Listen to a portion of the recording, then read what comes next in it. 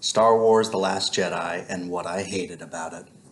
The single largest complaint I keep hearing is everyone saying fanboys are just impossible to please after The Last Jedi, because if you stay too close to the old trilogy, like J.J. Abrams did, and you copy nearly everything about A New Hope and The Force Awakens, you can't win. And if you stray too far from the source material and try to do something new and original like they did in The Last Jedi, you also get shit on. Now, new and original being used to describe The Last Jedi is just ridiculous, and let me tell you why. As an example, remember how about like half the movie The Last Jedi is the Rebel fleet running away from the Empire? And let me stop. Before you jump down my throat, I know they're not the Empire, they're the New Order, but they still use stormtroopers, they use TIE fighters, Star Destroyers, Death Star variants, etc. And there's been no good explanation given yet as to why they rebranded, so I guess they just wanted to fix something that wasn't broken. Anyway, yeah. Remember how boring and contrived that slow-mo chase was in The Last Jedi? Which is an hour and a half of your life you'll never get back? Remember how in Empire Strikes Back, Darth Vader chased the Millennium Falcon through the asteroid field? And that was only like 20 minutes. Remember how much you cared about those characters? And, Rey and Luke are both hoping to be trained by reluctant Jedi Masters, but Yoda was actually, wise. He dropped serious philosophy on his student. He was likable, he was, dare I say it, funny at times. And obviously that casino resort planet is a stand-in for Cloud City. The characters are taken on a detour to meet a cool character who betrays them. Cloud City is at least, fascinating world building. Even the method of how it exists and floats, it captures the imagination of children even to this day.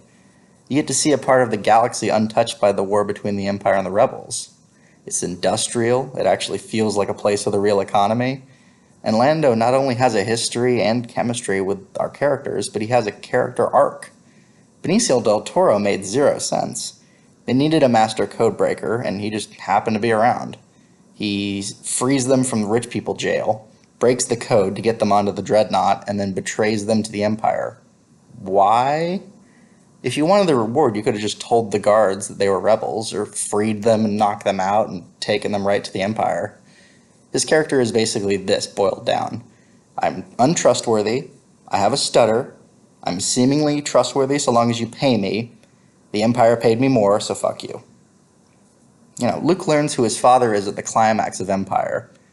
Rey is made to come to terms with the fact that her parents are a pair of nobody pricks who sold her at the end of the second act. And when you're comparing somebody like Boba Fett and Captain Phasma, give me a break.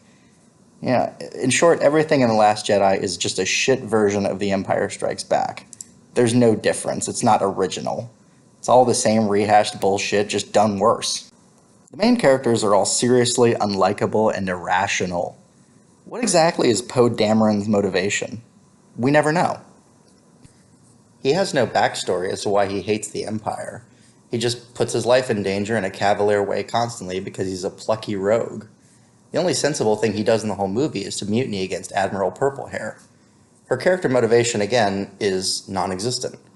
Why doesn't she tell her own crew what the plan is to evade certain death from the dreadnought? Of course people mutiny on a ship where they think their leadership is poo-pooing the only viable plan to save the lives of everyone on board for no good reason. And she clearly has zero respect for the only proven capable X-Wing captain she has despite him always being right.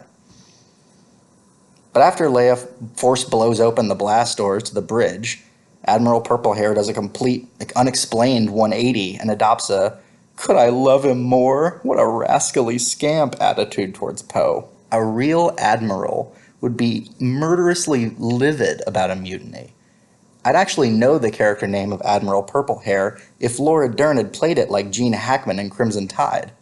And what was the deal with Finn? His motivation seemed to be, I'm in love with Rey, I need to go to Rey. That's why I did not see that kiss coming with that Asian maintenance lady. Was I supposed to see that coming? What were the hints? Does Finn like her now? If I'm asking these questions, that means the character motivations are so unclear that I can't root for them to succeed. Rey is a Mary Sue if the term Mary Sue has any meaning. Remember that scene in Empire Strikes Back when Luke is hanging upside down, frozen, and Force pulls his lightsaber towards him? It took all the effort he had, and took like 20 seconds. That was after some tutelage by Ben Kenobi to use the Force and a lightsaber. But when he's training with Yoda for quite a while, he can barely lift rocks. Rey's been screwing around with a metal bow staff her whole life, but there's no reason she should be able to force pull anything very effectively. And she's now survived and bested Kylo Ren twice in a lightsaber fight. And this is a guy who trained for some time with Luke Skywalker himself, along with a bunch of other Force-sensitive kids who became the Knights of Ren. And he probably trained with them regularly after that. And Kylo has been cutting people in half with his lightsaber for, I would guess, years now. Rey has no business surviving an encounter with Kylo Ren, let alone beating him. SJW Nonsense. There's two main problems with ingesting social justice warrior ethics into this movie. One is that fucking casino resort planet. Basically, the one nice spot in the galaxy is described as across the board only inhabited by war profiteers.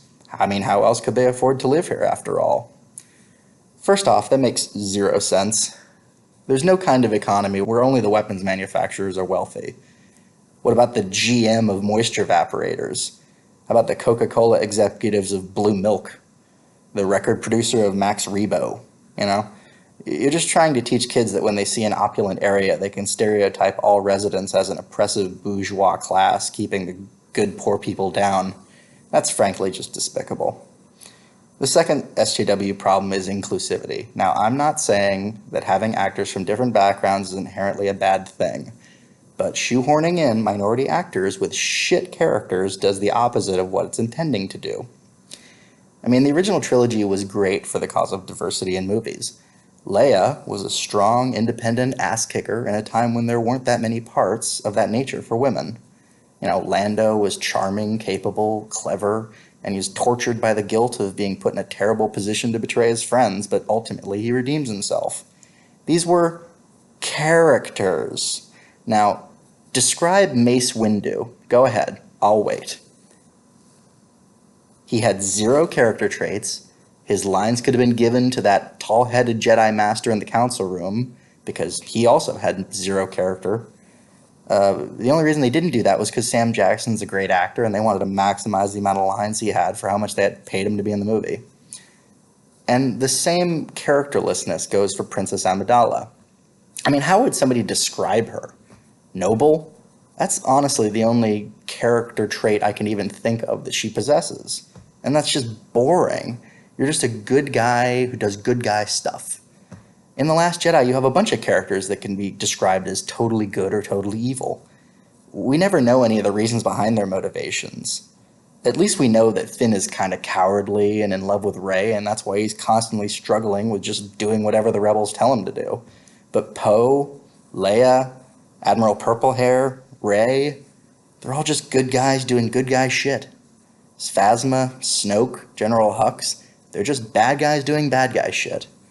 At least if a character is supposed to be capable somehow in the movies, and the movies show that, that's some justification for why we would care about them. Like Poe, because he's a deus ex machina, swooping in to blast people with his X-Wing. Everyone else is just an incompetent idiot. I mean, you give the only laserproof stormtrooper armor to the slightly large woman who can't even take out some ex-janitor stormtrooper in stun-stick to stun-stick combat? Why? Mark Hamill's legacy. Mark clearly hated that this was how his character went out. His death was out of nowhere and insultingly underwhelming. It was a send-off to such a great character, and it was just handled poorly. And now he even sucks at doing the Joker voiceover work. Poor guy. He seems so nice. I hope he gets a new rash of acting gigs out of this fiasco, at the very least. Carrie Fisher's legacy. Probably the single saddest thing was how this movie handled Carrie Fisher. I remember seeing articles years ago about Carrie Fisher complaining about having to lose weight for her part in The Force Awakens, and the SJW community freaked out, despite the fact that this is not at all atypical for any actor, and Mark Hamill had to do the exact same thing. Flash forward a few years and she drops dead of a heart attack. and all I hear are crickets. Secondly, I know they did test audiences for this movie, and you kept that goofy-ass scene where she magics her way back from the goddamn vacuum of space. You knew she was dead after this movie wrapped. Nobody thought it might be a good idea to kill her off in an actually emotional, impactful way, where her own son blows her away, or the other TIE fighters blew her up as he was hesitating. My god, you didn't do anything with her character the whole rest of the movie except that one dumbass scene with Luke in the bunker. And now you're in a quandary. Do we bring her back in CGI form in the next movie? They've said they won't, but if you do an off-screen death, fuck you.